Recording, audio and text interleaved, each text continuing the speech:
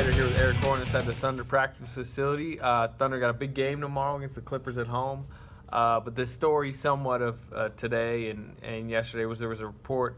Joel Myers, the Pelicans play-by-play guy, came out and said he talked to people that said Kevin Durant had kind of laid an ultimatum: finals and he'd stay, or if the Thunder don't make the finals, he wouldn't stay. It was basically what the report was.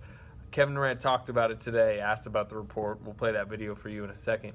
I'm going to write about it a little bit tomorrow, but whether he stays or goes, an ultimatum that says you got to get here or not, it just doesn't really make sense to me. No, it didn't really make sense to me either, and especially coming from a guy that, I mean, you say you respect Joel Myers, but I don't know that much about him personally. But it just seems like in the current climate for Durant for that to be swirling around Durant just seems silly, and especially with Golden State and San Antonio playing as well as they are, it seemed like it would be a tough ultimatum for the Thunder and for Durant himself. Well, I mean, my thing with it is, like, it just has no context of how they went out. You know what I mean? Like, let's say they got to the finals, but then Cleveland swept them and they're bickering and whatever, but he said, we got here, so I'll stay. Well, maybe he wants to leave, number one. Number two, okay, let's say they don't get to the finals, but what they do is they beat the Spurs in the second round. They get all the way to 7 games against the Warriors, have like a great battle with them, and then like Durant misses a game winner in Game 7, where it's like, and everyone's like, man, can't wait to see these two battle it again next year. These are the clear class of the league. Oh, but they didn't make the finals, so he has to leave. And it's like, what if somebody gets injured? Yeah, injuries, all that. Which has happened for the past many seasons. Yeah, and the other thing with me is pitches. You know what? He needs to hear free agency pitches. I think he wants to, and he's going to go out and hear what these teams have to say. But what if they don't make the finals? He goes out and hears these pitches. Maybe he thinks he wants to leave, but then he hears the Lakers say, come here and play with D'Angelo Russell, and we can compete for a title 2 or 3 years from now. And he says, man, how about I just stay one more year with the Thunder, compete for a title again, and then come to the Lakers the year after that?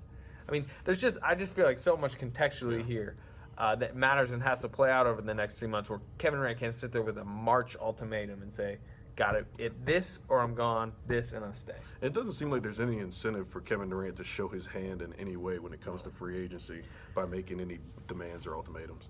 Yeah, I mean, here's Kevin talking about it. Report out there that you have kind of like a finals or bust ultimatum with the Thunder, free agency wise. Is that the case?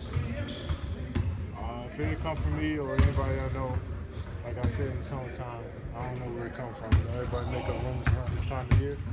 And everybody wants the clicks for their story, so that's a part of it. I had nothing to do with that. I can't control it. I'm just focused on playing, better each and every game. I'm trying to help my team get to where we want to get to.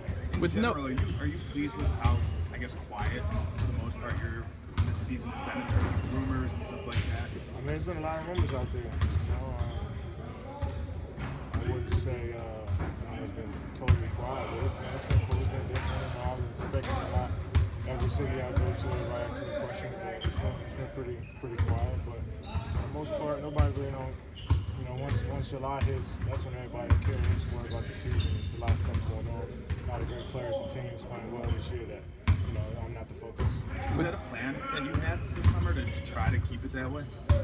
Yeah, I mean, I just wanted to, coming off an injury, I just wanted to play basketball. That's all I really want to do, play ball. And all that other stuff, of course it comes with it, but that's not really my concern.